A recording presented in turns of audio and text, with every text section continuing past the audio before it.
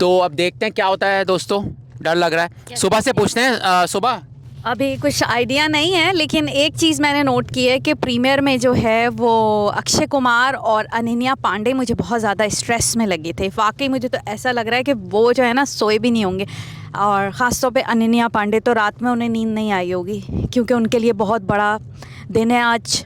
और इंडिया में तो लोग देख चुके हैं मूवी, लेकिन हमारे यहाँ यूएसए में आज रिलीज़ हुई है, तो लेट्स सी मूवी कैसी होती फिर है। आपसे बात करते हैं, फिल्म देखने के बाद बात करते हैं। Thank you.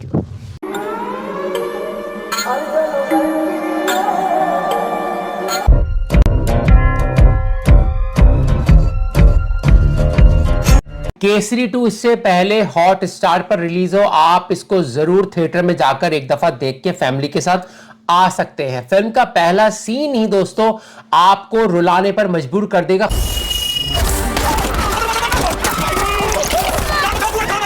खास तौर पे जब बच्चा बोलता है कि अम्मी मैं गजक लेकर आता हूं, और उसको नहीं पता होता चंद ही सेकंड्स में जमीन उसके पैरों से सिरकने वाली है। करपाल सिंह एक सिर्फ पोएट है या कोई और, ये फिल्म देखकर आपको पता चलेगा। तनवीर चौधरी कौन था, वो बलात्कारी था या कोई और? फिल्म देखिए दोस्तों। और जान निसार अख्तर एक मशहूर शायर भी रहे, लेकिन उनका नाम इस फिल्म में क्यों लिया गया है यह भी बड़ा आपको सरप्राइज करेगा। फिल्म के डायलॉग ठीक ठाक है। मिसाल के तौर पर अक्षय कुमार जो बार बार बोलते हैं कि अदालत में सही गलत नहीं होता बल्कि जीत और हार का फैसला होता है, या सच कौन सच छुट्टी पर जाता है, ये डायलॉग मुझे बहुत अच्छा लगा। और जब मैडी बोलते हैं मेरा फ्यूचर तो विस्की संभाल लेगी, तुम अपने फ्यूचर की फिक्र करो। और एक और डायलॉग मुझे अच्छा लगा कि पुराने दोस्तों से अब दोस्ती नहीं रही और नई दोस्ती का मुझे शौक नहीं है। और एक और अक्षय कुमार का डायलॉग जिसने मुझे मेरी बॉडी में एनर्जी दे दी कि अब ये जानवर चीखेगा नहीं बल्कि धाड़ेगा। तो डायलॉग्स इस फिल्म के अच्छे हैं और कुछ आपको इसमें डार्क ह्यूमर भी नजर आता है। मिसाल के तौर पर जब अक्षय कुमार बाथरूम में होते हैं जनरल डायर के साथ, यूरिन पास करते हैं, तो अक्षय कुमार उसके प्राइवेट पार्ट को देखकर बोलते हैं लगता है कि अब आपकी एम्पायर श्रिंक होने वाली है।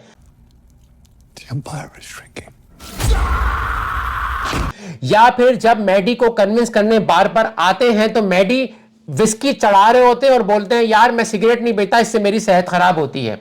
एक और चीज जो मुझे अच्छी या बुरी लगी आप कह लें कि जब रेलवे स्टेशन पर नेपोकेट अनन्या पांडे नायर यानी अक्षय कुमार को कन्विंस करना चाहती है कि तुम ये केस लड़ो, तो वो अगर बच्चे की डेथ ना होती तो कम से कम उनकी घटिया अदाकारी से अक्षय कुमार या वकील को कन्विंस नहीं हो सकता था अनन्या पांडे की एक्टिंग के बाद। अच्छा दोस्तों, इस फिल्म को देखकर आपको यह भी पता चलेगा कि दहशतगर्द का वर्ड सब्जेक्टिव है। किसी के लिए वो दहशतगर्द है और किसी के लिए वो फ्रीडम फाइटर है। फिल्म में बहुत सारी बारीकियों का भी ख्याल रखा गया है कि मिसाल के तौर पर नायर को जब गोरे सर का खिताब देते हैं, good luck sir Shankar Nair, Allama Iqbal को भी सर का खिताब दिया गया, तो आपको वो ब्रिटिश रूल में क्या क्या चीजें हो रही थी वो आपको बहुत अच्छे अंदाज से बताया गया है। फिल्म का स्क्रीन प्ले बड़ा टाइट रखा गया है और जो भी इंसिडेंट्स दिखाए जा रहे हैं उसके पीछे एक वजह होती है। आप पूछेंगे उसकी एग्जाम्पल क्या है? एग्जाम्पल है कि जब अक्षय कुमार कोर्ट में आते हैं और गाना जो बजता है बहुत अच्छा गाना है। केसरी 1 का भी गाना इसमें बार बार लगाया गया है जो आपको केसरी 1 की याद दिलाता है, और जिसमें उसको अवार्ड नहीं मिला था सिंगर को, जिसने शिकायत भी की थी, लेकिन दूसरा गाना भी अच्छा है। कहा जाता है कि जब अक्षय कुमार अदालत में आते हैं नायर बन के जो वकील का रोल अदा कर रहे हैं, तो वो क्यों आए हैं, तो बारीकी रीजनिंग का ख्याल इस फिल्म में रखा गया है। 25 रुपए देने की बात की कि जो आजकल के हिसाब से 2 स्टर्लिंग पाउंड है, क्यों दिए गए हैं 25 रुपए, किनको दिए गए हैं, ये तो आपको फिल्म देखकर पता चलेगा। जब ये डायलॉग आता है dogs and Indians are not allowed, तो आपको ये गुस्सा दिलाएगा कि ब्रिटिश रूल में हम देसियों की या ब्राउन लोगों की क्या हैसियत होती थी इन लोगों के सामने कि dogs and Indians are not allowed. और खास तौर पर मुझे वो सीन बड़ा अच्छा लगा जब नायर यानी अक्षय कुमार अपनी वाइफ रेजिना कैसेंड्रा को देखते हैं और फेस एक्सप्रेशन का जो एक्सचेंज हुआ है वो बहुत अच्छा है।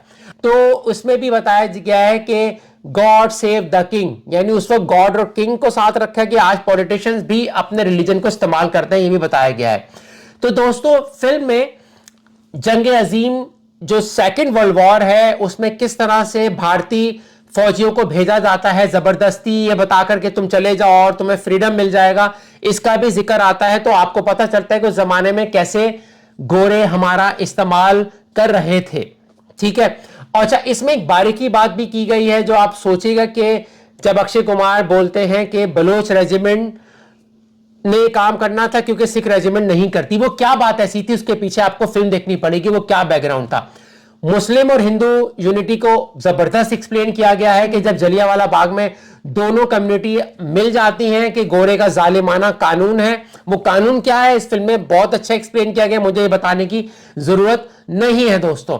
अच्छा, जॉन एलिया की इसमें गजल की मुझे लगता है कॉपी की गई है। जब बार में मैडी बैठे हुए हैं, वो गजल जो जॉन एलिया की है वो मैं आपको सुना देता हूं, 2-3 अशार। इसी तरह की शायरी वहां पे भी, बेकरारी सी बेकरारी है, वस्ल है और फराक तारी है, जो गुजारी ना जा सकी हमसे, हमने वो जिंदगी गुजारी है, बिन तुम्हारे कभी नहीं आई, क्या मेरी नींद भी तुम्हारी है। इस गजल की मुझे लगता है अशार को बड़ा अच्छा डिफरेंट अंदाज से डिफरेंट शायरी की गई है। अच्छा, इसमें डिवाइड एंड रूल की बात की गई है। मैं बताना आपको चाह रहा हूं कि फिल्म में बहुत सारे पहलुओं का ख्याल रखा गया है कि जब मैडी कहते हैं कि अच्छा तो मेरी जो खबर थी मेरे नाजायज होने की वो लीक की थी नायर ने, तो अब मैं केस इसके खिलाफ लड़ूंगा, यानी गोरे डिवाइड एंड रूल करते हैं। जाट जो फिल्म हमने रिव्यू दिया था उसमें सनी पाजी का कोई पार्टनर नहीं था, महबूब नहीं था, इसमें है, जिसपे सुबह अभी आपको थोड़ी देर में बताने वाली है रजीना कसिंड्रा के बारे में। तो जनरल डायर की भी अदाकारी बहुत जबरदस्त है, उनकी बचपन की लाइफ को बताया गया है, तो वो आप मैं बता रहा हूं ना कि इसमें कैरेक्टराइजेशन बहुत अच्छी की गई है। फिल्म में गोरी जब बलात्कारी वाली बात करती है अदालत में, तो जो क्वेश्चनिंग की गई है अनन्या पांडे की, उसमें इंतहाई घटिया अदाकारी अनन्या पांडे ने की है कि वो वकील नहीं लग रही बल्कि लग रहा है कोई स्कूल का बच्चा जो है वो रटे रटाए डायलॉग्स बोल रहा है। तो अब हम बात करेंगे थोड़ी सी अदाकारी पर। अदाकारी पे जाने से पहले इस फिल्म में गांधी जी का भी एक डायलॉग है। तो अनन्या पांडे की अदाकारी और रजीना कैसेंड्रा वगैरह के बारे में आप क्या बताती हैं? हाँ, सबसे पहले ओवरऑल जो मूवी का इम्पैक्ट मुझ पर ये रहा था कि आप इस मूवी में शहर में मुब्तला रहोगे, 4-5 घंटे आप जब घर आओगे वापस तो आप उन्हीं सीन्स के बारे में सोचते रहोगे और एक शहर बांध देती है मूवी, आपके जहन में वो सीन्स चलते रहते हैं। दूसरी बात ये कि जब मैंने मूवी देखी और स्टार्ट में जब जैसे ही अक्षय कुमार को दिखाया गया और उनके साथ उनकी वाइफ जो रजीना कैसेंड्रा को दिखाया गया तो मैं थोड़ी सी हैरान हुई, क्योंकि जितने भी इस मूवी के प्रीमियर थे मुझे रजीना कैसेंड्रा नहीं दिखी किसी भी प्रीमियर में। और जब मैंने उन्हें कास्ट में देखा कि गूगल पर मैंने केसरी चैप्टर 2 की कास्ट देखी तो वहां भी उनका नाम नहीं था कि इतनी अच्छी एक्टर, और ना उनका मुझे कहीं नाम नजर नहीं आया। सेकंड ये कि अनन्या को जब मैंने देखा मूवी तकरीबन 30 मिनट्स तक इतने इंटेंस सीन और आंखें मेरी बिल्कुल भीगी रही थी, यानी मैं रो रही थी ऑलमोस्ट मूवी में 30 मिनट्स तक, तो मैं रोती रही थी। और जैसे ही अनन्या पांडे आई और जब उन्होंने अपने डायलॉग बोले तो मुझे हंसी आ गई। तो मन में क्या सवाल उठता है? ये सवाल उठता है कि सच में मुझे इतनी हंसी आई कि मुझे लगा कि मैं हंस जाऊंगी, और अभी इतना सीरियस सीन है और इतना ऐसा सीरियस टॉपिक है, क्योंकि उनका एक्सेंट या तो बिल्कुल, एक तो पंजाबी एक्सेंट नहीं था उनका, हालांकि वो सिखनी दिलरीत गिल का कैरेक्टर अदा कर रही है जो कि एक फर्जी कैरेक्टर है।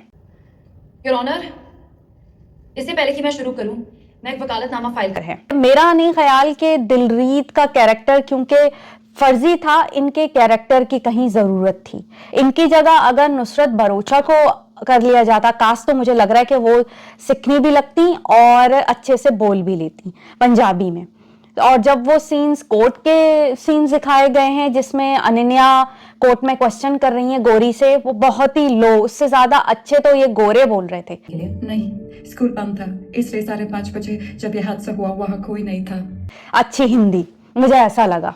अनन्या पांडे की पूरी फिल्म में ऐसा लग रहा है उनको कॉन्स्टिपेशन हुआ है, और उसकी जगह अर्जुन कपूर को ले लेते एक ही बात थी, क्योंकि दोनों का एक्सप्रेशन सेम रहता है।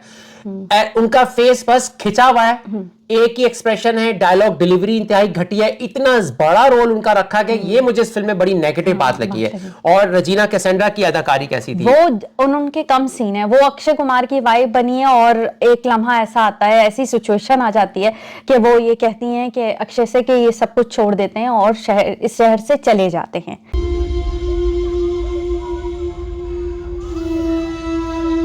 जितनी भी उन्होंने एक्टिंग की है बहुत अच्छी की, मुझे बहुत प्यारी लगी है मूवी में, और एक प्यारा सा चेहरा लगा है उनका। मुझे लगता है कि उनको रोल देना चाहिए था। अच्छा, ठीक है, बाकी रोल्स तो बहुत अच्छे, गोरी ने बहुत अच्छी एक्टिंग की है, और भी छोटे छोटे जो अदाकार है ना, जैसे फौजियों के, वो आप जब फिल्म देखेंगे तो मजा आएगा आपको। यहाँ पे मैं एक बात कहना चाहूंगी कि हम ये घर से सोच के गए थे कि अगर अनन्या पांडे ने अच्छी एक्टिंग की तो हम बहुत पॉजिटिव रिव्यू देंगे उनकी एक्टिंग का, मगर एक्टिंग बिल्कुल भी अच्छी नहीं की है। उससे ज्यादा अच्छे तो दूसरे गोरे कर रहे थे एक्टिंग, और लोग कर रहे थे। इनको मेन कास्ट थी इनकी, इन्हें अच्छी एक्टिंग करके अपने आप को प्रूव करना चाहिए था। आपका फेवरेट सीन कौन सा होगा इस फिल्म का? मेरा जो सबसे ज्यादा फेवरेट सीन है जिसमें जनरल डायर कोर्ट में बॉक्स में आते हैं, तो वहां पर जब फौजी होते हैं तो वो अपने जो बूट्स होते हैं उनको जमीन पर जोर जोर से मारकर उनको ये एहसास दिलाते हैं, बकअप करते हैं। हाँ, बकअप करते हैं कि हम आपके साथ हैं। और फिर उसी के जवाब में जब फिल्म का रैप अप हो रहा होता है और वो एक्सप्लेन कर रहे होते हैं सारे लॉस, तो वहां पर जब इंडियंस होते हैं वो अक्षय को सपोर्ट करते हैं तो वो डेस्क बजाते हैं, अपने हाथ से बकअप करते हैं उन्हें। तो वो आपका फेवरेट सीन है? हाँ, मुझे दोनों सीन्स बहुत मेरा अच्छे फेवरेट सीन है कि जब बच्चा वो मर जाता है, वो क्यों मरता है हम आपको नहीं बताएंगे, जो खत आता है सरदार जी का, क्रांतिकारी था, दफा किसी दिन ऐसा हो सकता है, इसीलिए तो वो खत जब पढ़ते हैं अक्षय कुमार, तो वो फिल्म का जो सीन है वो हर शख्स को थिएटर में रुला रहा था। जी हाँ, बरगद की एक्टिंग के बारे में कहूंगी, उस बच्चे ने एक्टिंग में मेरे ख्याल में सबको पीछे छोड़ दिया है। बहुत अच्छी की एक्टिंग, उस बच्चे का खड़े होना, साइन बोर्ड लेके खड़ा होना, इतना कॉन्फिडेंटली, जिसने भी कास्ट किया उस बच्चे को बहुत अच्छा किया। हाँ, जैसे कि जब ये जलियांवाला बाग में जुल्म होता है और जब बाहर आते हैं तो नायर जो है अक्षय कुमार, उनके सामने एक बच्चा जमीन पर अखबारों के साथ पड़ा हुआ है। तो ओवरऑल फिल्म की मेरी रेटिंग इसकी 7 होगी, 7 होगी। फिल्म जरूर देखें, और बहुत मुझे तो अच्छी लगी फिल्म।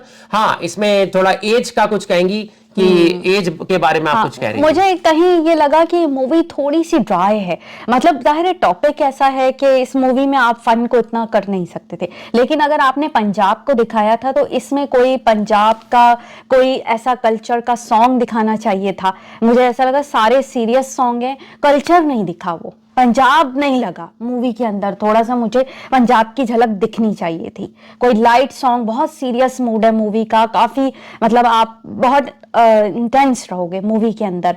और मुझे ऐसा लगा कि मूवी थोड़ा सा ना 35 के बाद के लोगों की देखने की मूवी है, क्योंकि एक सीरियस टॉपिक है। मेरा नहीं ख्याल कि यंग जो है बच्चों को वो मूवी इतनी पसंद आएगी, और सीरियस मूड है पूरी मूवी का। कहीं फिल्म 200 करोड़ का बजट है, आप देखते हैं कि फिल्म कितना बिजनेस करती है, मगर ये बड़ा इंटरेस्टिंग रहेगा कितना बिजनेस करती है। दोस्तों, इसी के साथ अगर आपको हमारा रिव्यू पसंद आया तो जरूर लाइक कीजिएगा, शेयर कीजिएगा और सब्सक्राइब कीजिएगा। Thank you, take care, bye bye.